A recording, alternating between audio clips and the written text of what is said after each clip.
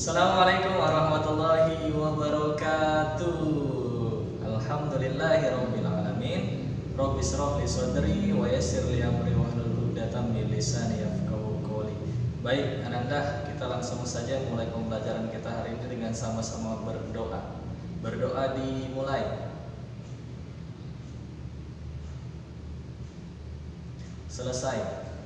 Ananda sekalian, setelah di pertemuan sebelumnya kita bahas tentang arti modernisasi, globalisasi, kemudian bukti-bukti adanya globalisasi. Nah, di pertemuan hari ini ada dua hal yang ingin Bapak sampaikan.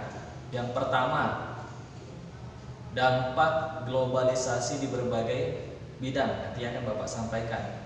Kemudian yang kedua, sikap-sikap apa yang harus kita miliki supaya kita terhindar dari dampak negatif globalisasi. Ya, langsung saja kita bahas satu persatu.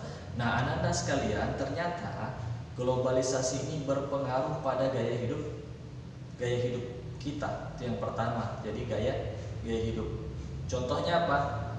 Masyarakat kita mulai menggunakan bahasa Inggris sebagai bahasa sehari-hari, campuran, ya, dicampur-campur bahasa Inggris. Ya, mungkin biar terlihat keren kali ya.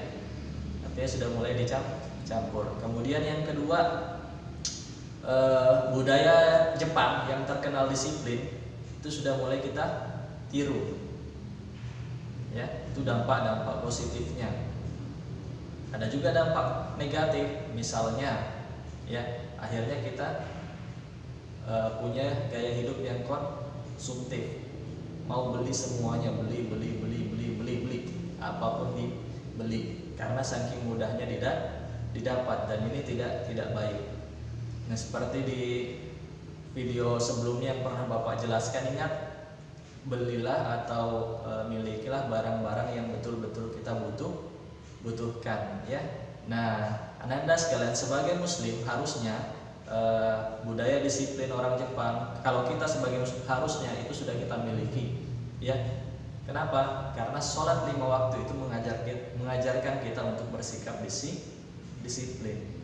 Maka lakukanlah itu dengan sesuai apa yang diperintahkan, artinya tepat waktu menjalankannya.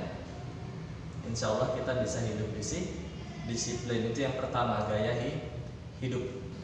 Yang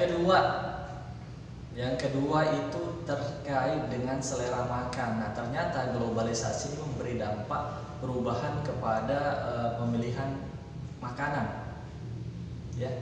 Jadi kebanyakan kita itu menganggap makanan-makanan luar itu lebih kekinian, ya, mungkin lebih enak kali rasanya, ya, sehingga kita melupakan makanan-makanan tradisional, misalnya getuk, gado-gado, ya, makanan-makanan yang tradisional yang jarang mungkin kita temui saat ini, ya.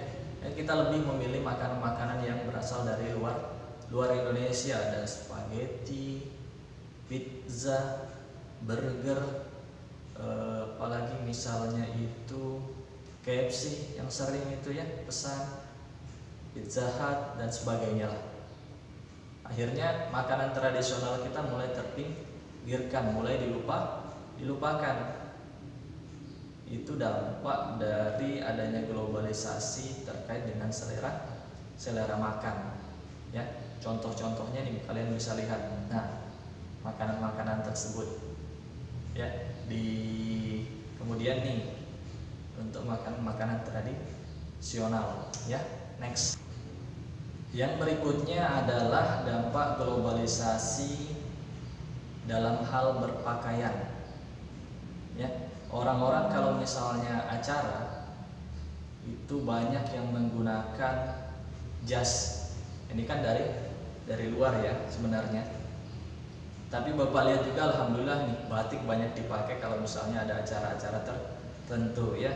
Itu artinya kita tidak melupakan produk-produk yang berasal dari luar negeri. Tapi gaya berpakaian kita cenderung terpengaruh karena adanya globalisasi ini, terutama di cara berpakaian, ya. Kemudian yang berikutnya adalah komunikasi. Komunikasi kita sudah bahas lah, artinya di pertemuan sebelumnya. Artinya semakin berkembangnya teknologi komunikasi komunikasi. Karena globalisasi ini kita semakin mudah untuk melakukan sesuatu, baik itu perjalanan, kemudian akses informasi dan sebagainya jauh lebih mudah. Kemudian yang berikutnya adalah transportasi. Ini pun sama, ya, tadi sudah Bapak singgung sedikit. Transportasi semakin mudah kita dapatkan. Mau kemana tinggal pesan, mau apa tinggal pesan, nggak perlu keluar rumah, ya, karena adanya transportasi yang online tadi, ya.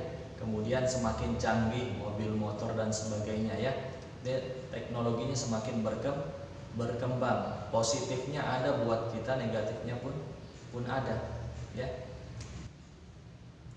Ananda sekalian, sekarang kita bahas sikap apa yang harus kita miliki agar kita terhindar dari dampak negatif globalisasi. Yang pertama, mengurangi penggunaan smartphone.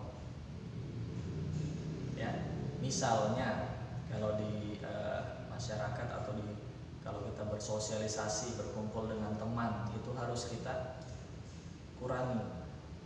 Ini Bapak lihat banyak, ya, kita kumpul dengan teman tapi dengan HP-nya masing-masing, sibuk dengan HP-nya masing-masing. Misalnya kalian berkumpul, itu sering tuh, misalnya kalau acara-acara tertentu di sekolah yang kalian ekskul, ya, ini Bapak sering lihat ekskul itu kalau misalnya lagi nunggu kumpul tuh, tapi yang dipegang masing-masing HP, yang dilihat masing-masing HP.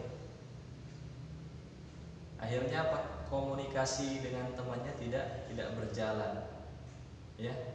Dia berbicara tapi tidak melihat lawan bicaranya. Nah, ini perlu kita kurangi penggunaan smartphone itu dalam hal-hal. Artinya kita bisa sesuaikan. Kalau berkumpul dengan keluarga, HP-nya simpan dulu lah. Kita ngobrol secara langsung supaya komunikasi kita juga baik. Itu yang sikap yang perlu kita miliki dalam penggunaan smartphone gitu, ya, bahasa Inggrisnya agak susah nyebutnya. Yang berikutnya, gemar mengunjungi kerabat atau keluarga, ya. Walaupun dengan perkembangan teknologi komunikasi tadi, ya, salah satunya HP, kita bisa bertemu dengan kerabat atau keluarga kita menggunakan smartphone yang kita punya, baik itu video call atau telepon biasa. Akan lebih baik kalau misalnya kita temui langsung. Toh sekarang lebih mudah aksesnya, mau menggunakan motor, mobil, ya, itu bisa kita lakukan. Kenapa? Itu akan lebih baik. Komunikasi kita secara langsung dengan HP itu akan berbeda rasanya, ya, sehingga akan lebih baik kalau misalnya kita datang langsung untuk bertemu. Nah, kalau sudah kumpul lagi, HP-nya dia disimpan, ya. Cukup kalau misalnya perlu dokumentasi atau foto-foto bisa digunakan, ya. Sudah kumpul nih, datang ke tempat klub, masing-masing HP juga, ya. Aduh, ini yang perlu kita hindari, hal-hal yang seperti ini. Mulailah untuk berbicara secara langsung, atau juga kemudian kalau berbicara dengan orang lain untuk menatap lawan bicara kita, supaya komunikasi kita dua arah bisa terjalin dengan baik, ya. Kemudian yang ketiga, gemar melakukan kegiatan kemasyarakatan. Misalnya ada kegiatan kemasyarakatan di tempat kalian, di RT, kerja bakti atau lomba-lomba antar RT, itu bisa diikuti, bisa ikut berpartisipasi, ya. Supaya apa? Supaya komunikasi kita dengan tetangga, dengan kerabat kita, sekitar lingkungan rumah kita jadi semakin baik, ya. Jangan sampai tetangga sebelahan rumah tapi nggak kenal, ya. Tetangga masa gitu, nggak pas nih, ya. Makanya penting untuk mengenal. Kalau misalnya kita pindah ke suatu tempat baru yang kita datangi, bisa tuh datang ke tetangga sampai rumah, assalamualaikum, saya penghuni baru di sini, ini perkenalkan dan sebagainya. Supaya apa? Supaya kita lebih akrab dengan orang-orang di sekitar kita. Kenapa? Karena orang-orang itulah nanti yang kemungkinan bisa membantu membantu kita. Yang berikutnya yaitu menjauhi gaya hidup konsumtif dan mewah. Di video sebelumnya juga pernah Bapak singgung, artinya kalau misalnya kita tidak perlukan, tidak kita butuhkan, tidak usah dibeli. Belilah barang-barang yang jelas kita perlukan dan tidak perlu bermewah-mewahan, artinya bisa menyesuaikan. Ya, kita ke undangan, yang undang orangnya ya sederhana aja, tapi kita kalau datang ke sana, semua emas dipakai. Ya, mobil ada 5 dipakai semua. Ya, padahal isi mobil itu satu orang cuma 1. Ya, entah supaya apa ya. Nah, artinya ini harus kita hindari, kita bisa sesuaikan yang kita butuhkan kemudian dengan orang-orang yang mungkin di bawah kita. Ya. Tuh, kemudian yang berikutnya itu lebih mencintai produk-produk Indonesia daripada produk asing. Di rumah banyak produk Indonesia atau asing, termasuk dalam hal pakaian ataupun makanan. Lebih sukailah produk-produk atau makanan atau pakaian yang berasal dari Indonesia sendiri. Makanannya ya makanan Indonesia, mulai dikurangi yang cepat saji ya. Misalnya apa yang biasa kalian pesan itu kalau misalnya ke mall atau ke big mall, yaitu tadi KFC kemudian dan teman-temannya itu ya. Berikutnya, meniru budaya positif dari bangsa lain. Nah, ini globalisasi ini tidak bisa kita cegah, makanya perlu kita saring, ambil yang baik saja dari budaya bangsa lain itu. Contoh yang di awal tadi sudah Bapak sampaikan ya. Jadi budaya bangsa Jepang yang terkenal disiplin itu bisa kita contoh yang positif saja, yang sesuai dengan budaya bangsa kita. Jadi nggak perlu hal-hal yang tidak baik juga mentang-mentang ini loh gaya seperti ini yang sekarang, tapi tidak sesuai dengan kultur, dengan budaya kita juga tidak baik. Artinya sesuaikan ya, kita budaya timur perlu disesuaikan, ambil yang baik saja, ambil yang positif saja ya. Nah, kemudian yang terakhir adalah tadi sudah ya, mencintai produk Indonesia. Dan budaya Indonesia pun juga harus kita lebih sukai. Budaya Indonesia banyak ya, tarian, kemudian makanan, adat istiadat dan sopan dan sebagainya ya, harus kita utamakan daripada produk-produk yang berasal dari luar Indonesia ya. Baik Ananda, gua pikir itu dari 2 hal yang bisa Bapak sampaikan. Jika ada hal yang kalian belum mengerti bisa tanyakan, dan Bapak ingin Ananda menyelesaikan latihan yang sudah Bapak berikan di Edmodo bisa diselesaikan ya. Mudah-mudahan dimudahkan untuk menyelesaikan itu, karena yang Bapak sampaikan itu bisa kalian jawabannya udah termasuk jawaban ya. Jadi simak dengan baik dan kalian bisa menjawab soal-soal latihan yang diberikan ya. Insyaallah itu pertemuan kita hari ini.